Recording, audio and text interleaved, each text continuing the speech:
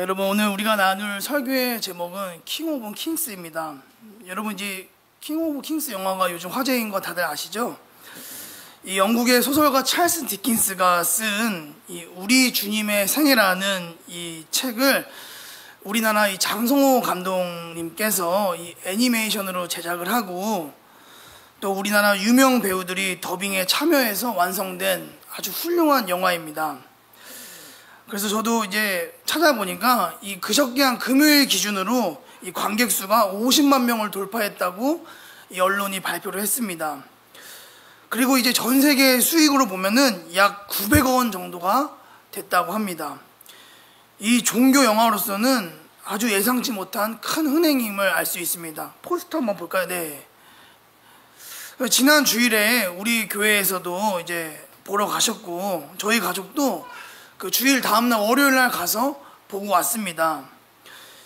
이 늘 성경으로만 읽던 이 예수님의 이야기를 아주 보기 좋게 제작된 이 애니메이션과 또 우리 귀에 익숙한 이 배우들의 목소리로 들으니까 더 집중이 되고 감동이 컸습니다. 여기 이제 아직 못 보신 분들도 계시겠지만, 그래도 우리가 이 정말 오랜만에 교회 공동체가 하나가 되어서 이 본 영화인 이 킹 오브 킹스의 주제, 왜 예수님이 우리의 진정한 왕이신가에 대해서 오늘 우리가 이 설교를 통해 우리 신앙과 한번 연관지어서 생각해보고 한번 정리해보는 그런 시간이 되었으면 좋겠다 해가지고 영화의 제목을 설교로 가져와서 함께 좀 짧게 나눠보고자 합니다. 여러분, 우리가 이 예수님에 대해서 생각을 할 때 가장 많이 하는 생각은 예수님이 우리를 위해 십자가를 지신 것을 많이 생각하고 감사하게 생각합니다. 그런데 예수님이 우리의 왕이신 거에 대해서는 조금 좀 어색하게 생각하기도 하고 생소하게 느껴지는 것이죠. 왜냐하면 이미 2000년 전에 돌아가신 이 예수님이 지금 우리의 왕이라고? 그건 말이 안 되지 라는 이 질문이 우리하고 좀 너무 멀게 느껴지고 생소하다. 그래서 주님이 우리의 왕이라는 거는 조금 거리가 멀게 느껴집니다. 그런데 이 오늘 우리가 읽은 이 성경뿐만 아니라 이미 이 구약 성경 스가랴에서 예수님이 뭐 다른 나라의 왕이 아니라 저와 여러분들의 우리의 왕으로 오시는 이 예언이 벌써 되었다는 것이죠. 우리 성경 말씀 하나 읽어보겠습니다. 우리 스가랴 우리 9장 9절 말씀입니다. 스가랴 9장 9절 말씀 우리 함께 읽어보도록 하겠습니다. 읽겠습니다. 시온에 따라 크게 기뻐할지어다. 예루살렘에 따라 즐거이 부를지어다. 보라, 내 왕이 내게 임하시나니 그는 공의로우시며 구원을 베푸시며 겸손하여서 나귀를 타시나니 나귀의 자기인 것 곧 나귀의 새끼니라. 자, 여기에 보면은 내 왕이 내게 임하시나니 이렇게 적혀 있습니다. 여기서 말하는 내 왕은 바로 예수님을 말하는 거죠. 그러니까 예수님이 이미 우리의 왕으로 오시는 것이 일찍이 예언되었다는 것을 알 수가 있습니다. 자, 그런데 이렇게 성경에서 아주 정확하게 예언되었음에도 불구하고 예수님을 이 왕으로 인정하지 않는 사람들이 있었다는 겁니다. 자, 심지어 이들은 하나님이 누군지도 다 알고 신앙이 누구보다 좋다고 생각하는 이 유대 종교 지도자인 것입니다. 이 킹 오브 킹스 영화에서도 나왔던 장면이죠. 이 겟세마네에서 체포되신 예수님이 이 대제사장 가야바의 집에서 열린 그 공회에서 재판을 받게 됩니다. 처음에는 예수님이 공회에서 침묵하셨어요. 말을 하지 않으시죠?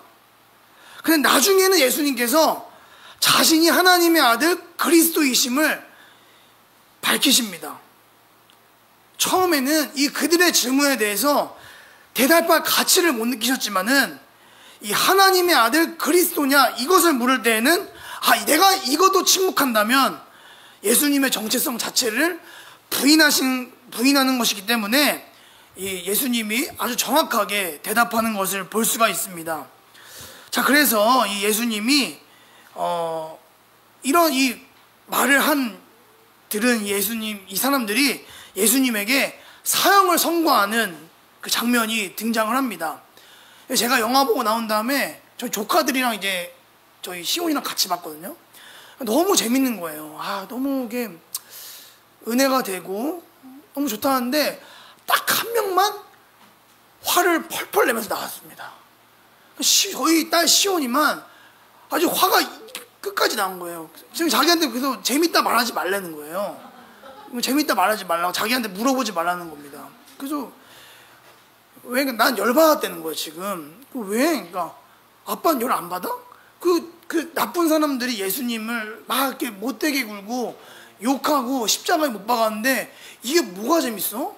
나는 하나도 재미가 없어 하면서 그래서 내가 뭐라고 해야 돼? 그래서 내가 뭐라고 해야 돼? 그러니까 저희 조카들도 그냥 재밌었어요 나왔는데 얘는 혼자서 그냥 씩씩대고 나오는 거예요. 다른 사람들 막 보기에도 저 조그만 애가 왜 저러나 싶었을 겁니다. 그 장면 기억나시죠? 그쵸? 네. 자, 이제 종교 지도자들이 예수님을 이 빌라도에게 넘기게 되죠. 무슨 제목을 씌우시죠? 첫 번째, 잘못된 가르침으로 사람들을 미혹한다고 얘기합니다. 그 두 번째, 로마 황제에게 납세를 금했다. 그리고 세 번째 마지막, 이 사람이 자칭 왕 그리스도라고 주장한다고 제목을 씌워버립니다. 자, 오늘 우리가 읽은 누가복음 2절 말씀을 좀 읽어보겠습니다. 자, 함께 읽어보겠습니다. 고발하여 이르되 이 사람을 보매 우리 백성을 미혹하고 가이사에게 세금 바치는 것을 금하며 자칭 왕 그리스도라 하더이다 하니. 자, 그런데 이 말은 사실 이들의 거짓말입니다. 왜냐하면 예수님은 사람을 미혹하지 않으셨거든요. 미혹이 아니라 오히려 하나님의 진리를 가르치셨습니다. 그리고 두 번째, 예수님은 납세를 막지 않으셨죠. 오히려 성경에 보면은 가이사의 것은 가이사에게 드리고 하나님의 것은 하나님에게 바치라 정확하게 말씀하셨습니다. 또 마태복음 26장에 보면은 예수님을 자신을 메시아라고도 하고 그리스도라고는 하셨지만 뭐는 말씀 안 하셨죠? 자기가 왕이라고는 하지 않으셨습니다. 나중에 그 뒤에 이 빌라도에게 재판 받을 때에만 그때 그제서야 왕이라고 말씀하셨거든요. 자, 그러면 왜 이 유대 종교 지도자들이 이 납세 금지 문제와 자칭 왕이라는 이 정치 이슈 문제를 걸고 제기했을까? 네. 그 이유는 이 예수님께서 이 사람들에게 이제 진리를 전하지 않습니까? 근데 이 사람들이 문제는 뭐냐면 이 예수님의 말에 귀를 기울이기 시작했다는 겁니다. 그리고 점점 예수님에게 세력이 형성된다는 것을 딱 알고 이 지도자들이 불만과 이 위기를 느끼게 되는 거죠. 자칫 잘못하면 이 예수님에게 이들의 세력과 영향력을 다 예수님께 빼앗길 수 있겠구나 이런 생각을 하는 겁니다. 그러니 이 지도자들이 머리를 써서 일부러 총독 앞으로 데려가서 이 로마 황제와 이 대리 통치자인 이 총독이 반란죄라고 생각할 수 있는 이 납세 문제와 왕의 문제를 거론하는 겁니다. 일부러. 네. 그래서 이 총독을 자극하여서 이 총독의 손으로 예수님을 죽이려고 하는 겁니다. 그러니까 어떻게 보면 참 치졸한 거죠. 자기들 손으로는 예수님을 죽이고 싶지 않고 피를 묻히고 싶지 않기 때문에 아주 교묘한 방법으로 총독에게 끌고 간 거죠. 네. 자, 그러면 이 종교 지도자들의 이 고발에 대해서 총독의 반응이 어땠나 이걸 보도록 하겠습니다. 여러분, 이 총독의 반응이 예상외로 아주 간단합니다. 오히려 이 납세 문제는 거론하지도 않고 딱 한 가지만 걸고 넘어진 거고요. 자, 3절 말씀을 읽어보겠습니다. 누가복음 27장 3절 말씀 함께 읽어보겠습니다. 빌라도가 예수께 물어 이르되 내가 유대인의 왕이냐? 네. 자, 보세요 여러분. 이 총독이 납세 문제를 따지지 않습니다. 그리고 어떤 것만 지금 따지고 있는 거죠? 네가 왕이냐 왕이 아니냐 이 질문 하나만 하고 끝납니다. 왜냐하면 납세 문제까지 갈 필요가 없습니다.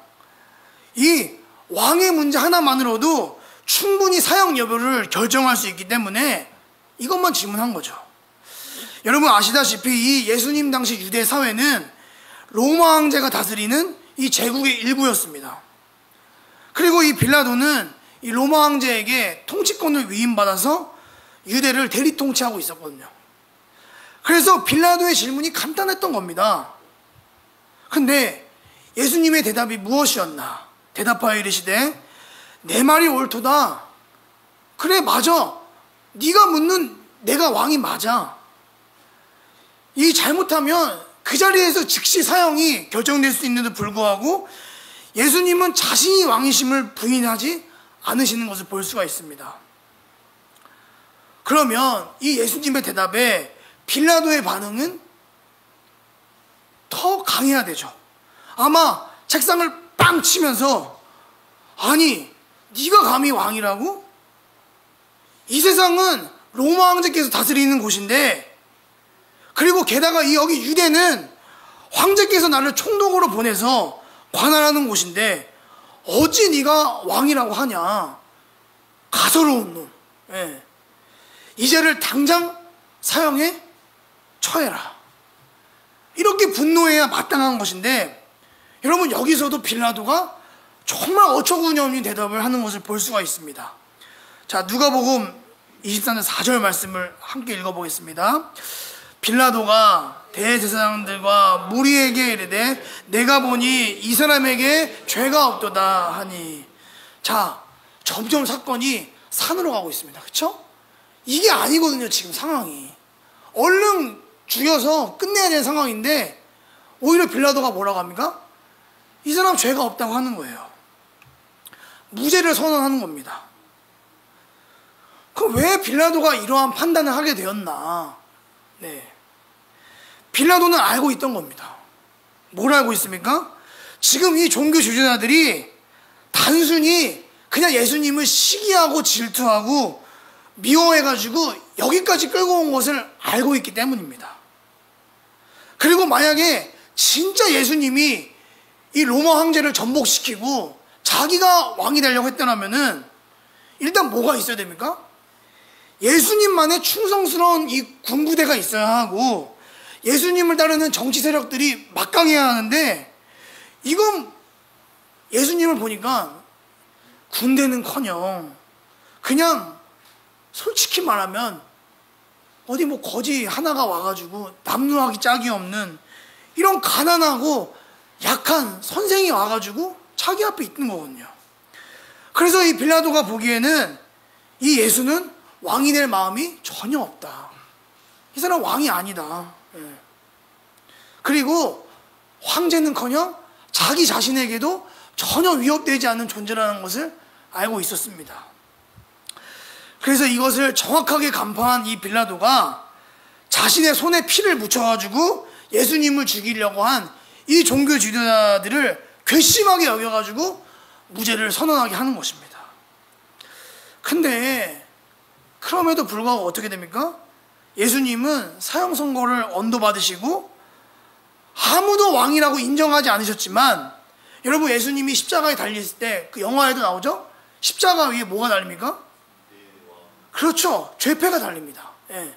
거기에 뭐라고 합니까? 유대인의 왕. 이 죄패를 달고서 이상하게 죽음을 당하십니다. 모두가 다 왕이라고 주장하지만 그래서 죽여야 한다고 하지만 사실은 아무도 예수님을 왕으로 믿는 자가 없는 이 정말 어처구니가 없는 이 사륙의 현장이 벌어지는 것을 볼 수가 있습니다. 자, 이제 여러분 영화 내용이 아니라 이제 좀 우리에게 한번 질문을 해보겠습니다. 여러분 우리가 예수님에게 어떤 분이신가에 대해서 질문을 하게 됩니다. 예수님이 우리의 왕이신가? 아니면 아닌가? 물론 여기 계신 모든 분들이 예수님이 우리의 왕이라고 생각 안 하는 분들은 아마 한 분도 없을 겁니다. 네. 하지만 우리의 입술의 그 고백과 생각과는 다르게 아마 이 종교 지도자들처럼 입술로만 기르는 건지, 아니면 우리가 우리의 일상생활, 우리의 삶의 모든 현장에서 그 왕이신 예수님의 말씀에 귀를 기울여서 순종하는지, 아니면 내가 왕이 되어서 내 스스로 내 인생을 끌고 가고 있는 건 아닌 건지 한번 생각해 봐야 된다는 거죠. 그래서 내가 왕이 된 지 너무 오래돼가지고 오히려 진짜 왕이신 예수님 앞에서 기도라도 한마디 하려고 하면은 어색한 거예요. 기도가 어색한 거예요. 왜냐? 예수님이 어색하니까, 하나님이 어색하니까 이 어색한 겁니다. 주님한테 묻고 주님의 대답을 듣고 주님을 생각하고 주님을 이 서서 만나는 이 시간 자체가 너무 어색한 거죠. 왜냐하면 그동안 나는 내가 스스로 다 결정하면서 내 마음대로 살아왔기 때문에 크게 어색한 겁니다. 그러나 여러분, 설교 서두에 우리 스가랴서 말씀을 읽으셨듯이 내 왕이 내게 임하시나니, 우리가 예수님을 믿는 것은 그저 단순한 어떤 이 기도문을 읊는 그냥 입술의 고백뿐만 아니라 우리의 인생의 그 자리에 주님이 왕으로 오시고 그 자리에 앉으셔서 주님이 우리의 왕노릇 하시는 사실을 믿고 따르는 것이 바로 이 킹 오브 킹스의 영화의 결론이자 우리의 신앙의 아주 중요한 근간이 되는 줄 믿습니다. 여러분, 이 말씀을 따라 우리 성도들이 진심으로 예수님을 왕으로 모실 수 있길 바랍니다. 자, 근데 여러분, 왜 증교 지도자들과 이 빌라도는 예수님을 왕으로 인정하지 못했을까요? 그 이유는 간단합니다. 예수님을 세상의 관점에서 바라봤기 때문인 거죠. 이 빌라도와 이 지도자들이 추종하는 왕의 모습이 있습니다. 왕이라면 이런 게 돼야지. 예. 그들이 생각하는 왕은 뭐냐면 이 힘과 권력을 가지고 사람을 죽이고, 그래서 원하는 것을 얻고 쟁취하고 더 나아가서 다른 나라까지 점령하는 이런 막강하고 군림한 왕을 원했거든요. 예. 그래서 이 세상의 관점으로 보면은 예수님은 왕은커녕 어디 칼 한 자루도 없이 가진 것도 없고 약하고 초라한 그런 인생에 불과했기 때문에 이 사람들은 예수님을 전혀 왕으로 인정할 수가 없었던 것입니다. 그러나 이들이 착각하고 있는 거죠. 예수님은 세상이 생각하는, 세상이 추종하는 그런 왕이 아니라는 것입니다. 예수님은 바로 하나님 나라의 왕이신 줄 믿습니다. 아버지 하나님께로 왕권을 위임받아서 하늘과 땅의 주인이 되시고 힘과 권력으로 통치하는 것이 아니라 하나님 나라의 방식으로 진리와 사랑과 섬김으로 통치하시는 그런 왕이신 것이죠. 제가 어렸을 때 성경을 읽다가, 여러분 죄송합니다, 제가 제 표현들에 의하면은 왜 예수님은 왕이신데 왜 이렇게 바보 등신같이 사시지? 네, 제가 그 똑같은 얘기 했습니다. 너무 바보 등신 같아. 아니, 살아 계셨을 때 그냥 강한 왕으로 군림하셔서 그냥 나쁜 놈들 다 때려 눕히시고 그 사람들 다 지옥으로 보내셨으면 욕도 안 먹으시고 매도 안 맞으시고 십자가에도 안 달리시고 그냥 편하게 대우받으면서 사셨을 텐데 왜 그렇게 하지 않으셨지? 저도 종교 지도자들처럼 이런 바보 등신 같은 예수님이 무슨 왕이냐고 걸고 넘어졌습니다.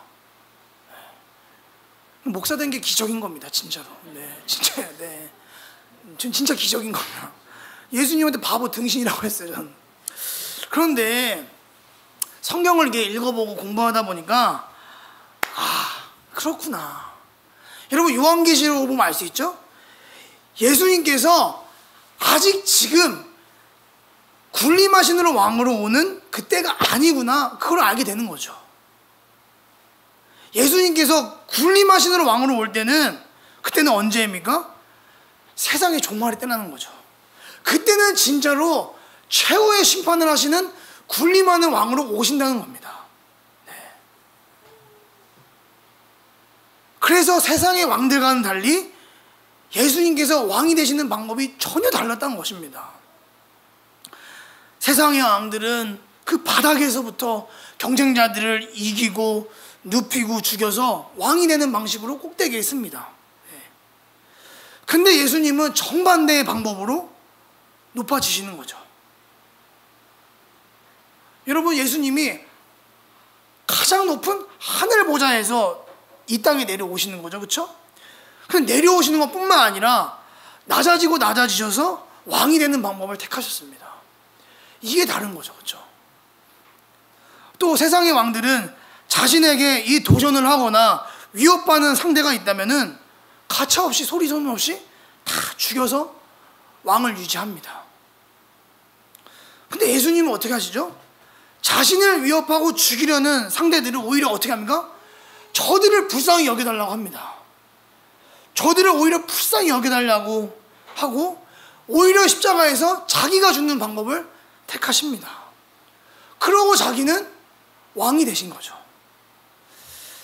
여러분 어떠세요?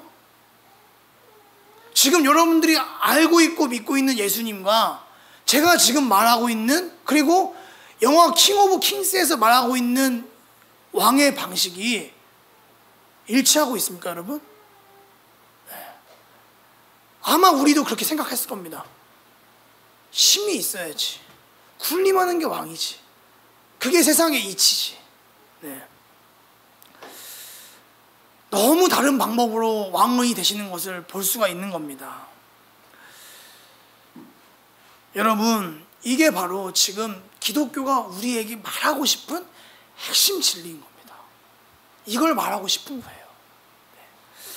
제가 교회의 선교 역사를 좀 공부하면서 놀란 적이 있습니다. 이 교회가 유럽에서부터 시작해가지고 이제 뭐 아프리카, 남미, 아시아까지 쭉쭉 퍼져오지 않습니까? 그러니까 중세시대 유럽의 교회들이 아니 어떻게 이렇게 빠른 시간 동안 복음이 전파되었지? 그리고 그 넓은 이 아프리카나 아메리카 대륙과 이 아시아까지 선교의 이 지경이 넓혀지게 되었나? 제가 좀 찾아봤습니다. 너무 놀란 것은 선교의 방식이 좀 충격적인 거죠. 네. 그 유럽의 나라들이 이 성경이 아니라 뭐부터 들이댄 거예요?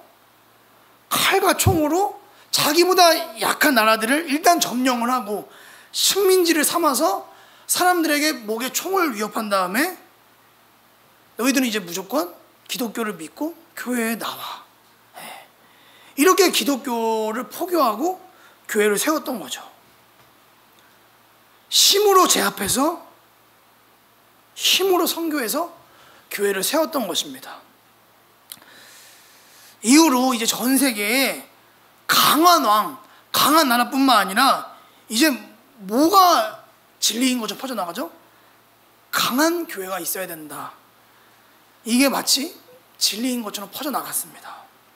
그래서 많은 사람들이 그래 맞아, 교회가 힘을 가져서 세상 위에 군림해서 영향력을 가져야지, 그래야지 선교가 되는 거지 하는 생각하는 부류가 많아졌다는 것입니다. 근데 반대로 예수님처럼 낮아지고 죽음으로써 나라를 세우는 이런 부류의 신실한 성도들이 있었다는 겁니다. 이런 사람들은 그냥 순순히 그냥 그 고난을 받아들이고 고생길을 받아들이고 그냥 묵묵하게 사는 거죠.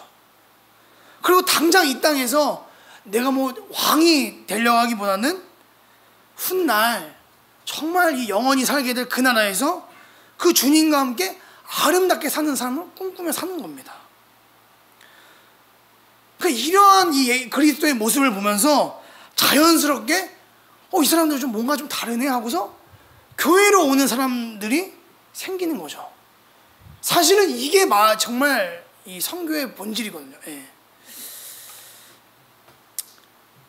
여러분, 말씀을 정리하겠습니다. 요즘 나라나 세상이나 가끔은 이 교회도 막 어지럽고 시끄러운 소식들이 많이 들려옵니다. 그래서 우리가 실망할 때가 많이 있지 않습니까? 왜 그런 거죠? 그럼 봐도 모두가 세상의 방법으로 서로들 왕이 되려고 하기 때문인 것이죠. 다 자기 말이 맞고, 다 자기 이익이 먼저고, 다 자기 목소리를 높이고, 다 힘을 키우고 군림하려고 하기 때문에 문제가 덮여지지가 않고 해결되지가 않고 평안이 없고 평화가 없기 때문인 것이죠. 세상은 예수님처럼 누구 하나 겸손하게 낮아지고 희생하고 양보하고 자신이 죽는 방법을 따르지 않기 때문인 겁니다. 그러니 사람들이 예수 믿는 맛을 모르는 겁니다. 예수 믿는 재미를 모르는 거예요. 그러니 이 짧은 인생을 사는데 다 그 집 한 칸 아파트 사는데 다 목숨을 걸고, 자녀를 의대 보내는데 다 목숨을 걸고 거기서 행복을 찾지 않습니까? 네. 예수님을 왕이라 부르긴 하지만 예수님처럼 사는 게 재미가 없고 예수님처럼 사는 게 어색하기 때문에 그냥 맘 편하게 그냥 내가 왕 노릇하면서 맘 편하게 사는 겁니다. 여러분, 제가 성경학교 어제 하면 제가 10년 만에 성경학교를 했습니다. 저랑 박재현 전사님이 우리 10년 만에 성경학교 해봤다고. 근데 이게 제가 어제 이게 혼자 돌아가면서 피식 웃음이 나는 거예요. 너무 행복한데? 너무 좋은. 제가 이게 생각을 해봤어요. 사실 여러분, 사실은 성경학교를 하게 되면은 이 같이 하는 사람들끼리 굉장히 논쟁이 많고 갈등이 많고 막 싸워가지고 그냥 여러분 죄송합니다, 아사리판 되는 경우가 굉장히 많습니다. 이게 굉장히 많아요, 그렇죠? 네. 그래서 이건 애들 성경학교인지 아니면 뭐 어른 싸우러 온 건지 진짜 모를 정도입니다. 왜냐? 담임 목사는 담임 목사 말이 맞다 하고, 교육 목사는 교육 목사 말이 맞다 하고, 부장은 부장 말이 맞고, 교사는 교사 말이 맞고, 점심은 돈가스로 해라, 아니다 제육볶음으로 해라, 시간은 10시에 하고 11시에 해라, 티셔츠는 파란색으로 해라, 뭐 잠은 재워라 말아라, 하루 해라 이틀 해라. 싸우는 거예요. 누구 하나 틀리다고 말하지 않아요. 왜 다 말이 맞거든요. 제가 그래가지고 이게 성경학교 할 때 참 이게 기도도 하면서 좀 속상하기도 하고, 이게 맞나? 이게 진짜로 이게 그런 적이 많았거든요. 그래서 제가 이번에 성경학교 하면서 제가 목사님께 이렇게 기획안을 드렸어요. 이렇게 할게 하니까 알아서 해. 뭐 해. 근데 여러분, 이게 웃을 일이지만은 저는 알고 있어요. 왜냐? 존중하고 신뢰하는 거거든요. 그 담당 목사에 대해서. 예. 맞죠, 그렇죠? 맞죠? 예. 신뢰하는 거예요. 사실 알고 있어요. 왜냐하면 담임 목사님들 보이거든요. 보여요. 부목사들이 뭐 하려고 하면은 손바닥 거의 다 보입니다. 이게 맞는 건지 틀린 건지 아닌 건지 아는데 믿고 따라 해주는 거예요. 하라고. 저도 그걸 알기 때문에 열심히 하고 싶고, 또 저랑 박재원 전사님도 서로를 존중하고 믿기 때문에 하는 거고, 또 부모님들도 아이들도 저희를 신뢰해주고 존중해주기 때문에 틀린 것도 있고 아닌 것도 알지만 믿고 존중하기 때문에 그냥 하는 겁니다. 네. 반찬 왜 불만 없겠어요? 그렇죠? 왜 이 뜨거운 날씨에 성경학교를 해야 되냐? 에? 굳이 해야 되냐? 왜 없겠습니까? 근데 그런 말 1절 안 나오거든요. 우리 할 때는 그냥 다 괜찮다 하고 믿어주고 고생했다고 하고. 그러니 모두가 다 행복하고 즐겁게 표정에서 드러나면서 성경학교가 다 받쳐졌던 겁니다. 제 생각엔 그래요. 네. 다 누가 누구 하나 자기를 주장하지 않고 군림하려고 하지 않고 믿어주고 존중해주고 섬겨줬기 때문에 어제 성경학교가 하루였지만은 제가 그래도 그 생각까지 했습니다. 아, 나중에 주님 부르실 때 천국 가면은 이런 모습이겠구나. 우리가 이렇게 사는 게 진짜 맞는 거구나. 짧게 경험했습니다. 여러분, 이게 바로 나중에 우리 천국에서 사는 삶의 모습인 겁니다. 여러분, 이게 예수 믿는 맛이 아니겠습니까? 네. 여러분들이 이 맛을 하늘샘교회에 있으면서 다 느꼈으면 좋겠습니다. 여러분, 이제 우리가 영화도 보고 이 말씀을 나눈 다음에 다시 한번 결단하길 소망합니다. 세상의 왕들이 추구하는 그런 방법이 아니라 정말 왕 중의 왕이신 예수님이 걸어가신 그 발자국, 그 뒤를 우리도 함께 따라가길 소망합니다. 그리고 그 왕 중의 왕이신 그 예수님만 찬양하고 높여가면서 그 예수님만 존귀해지는 것이 아니라 우리도 예수님과 함께 하나님 앞에서 정말 존귀해지는 그런 기쁨과 영광을 함께 누리는 그런 우리 하늘샘 공동체가 되기를 주님의 이름으로 간절히 소망합니다.